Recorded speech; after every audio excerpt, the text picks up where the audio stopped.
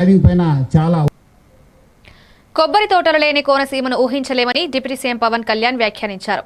తుఫాను ప్రభావంతో తీవ్రంగా దెబ్బతిన్న కేశవదాసుపాలెం ప్రాంతాన్ని ఆయన సందర్శించి నేల కొరిగిన కొబ్బరి చెట్లను పరిశీలించారు. తలలు వాల్చి పడిపోయిన చెట్లను చూసి మనసు బాధపడిందని చెప్పారు.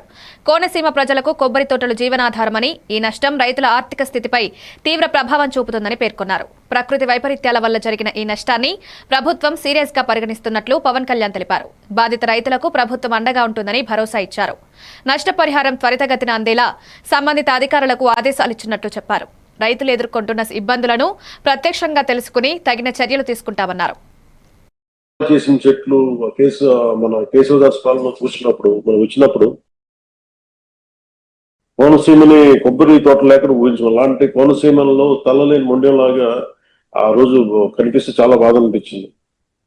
వెంటనే మంగళగిరి వచ్చి గౌరవ ముఖ్యమంత్రి గారికి తెలియజేసి వారికి 2 దశాబ్దాలు ఉన్న సమస్యను విన్నవించిన వెంటనే వారు కనీసం 40 రూపంలో ఏదో ఒక కన్స్ట్రక్టివ్ ఒక యాక్షన్ ప్లాన్ తీసుకోవాలి సార్ అని ఆయనకి రిక్వెస్ట్ చేస్తే ఆయన 45 రోజులు కాదని చెప్పి దాదాపు 34 రోజులు 35 రోజుల లోపే ఆయన మనకు కావాల్సిన 20,77 లక్షలతోటి ఈ రోజున ఈ డ్రెడ్జింగ్ పనులు ప్రారంభించడం, 8 కిలోమీటర్ల వరకు పూడిక తీయడం, 14.5 కిలోమీటర్లు గట్ల నిర్మాణం చేపట్టబోతున్నాం.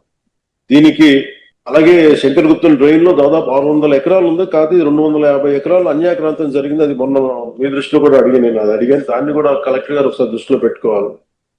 ఈ రోజున మనం ఇంత ఆనందంగా ఇంత సమర్థవంతంగా చేయగలుగుతున్నాం అంటే దీనికి ముందుగా మనం కృతజ్ఞతలు తెలుపుకోవాల్సింది గౌరవ ముఖ్యమంత్రి శ్రీ నారా చంద్రబాబు నాయుడు గారు. ఆనందం ఇది జరగడానికి మనం అనుకున్నప్పుడు అన్ని జరగాలంటే కుదరవు. కానీ ప్రత్యేకించి మీది 2 దశాబ్దాల ఆవేదన ఇది. దాదాపు 1,00,000 చెట్లు కూలిపోయాయి. ఈ తలలు వాళ్ళు చేసిన చెట్లు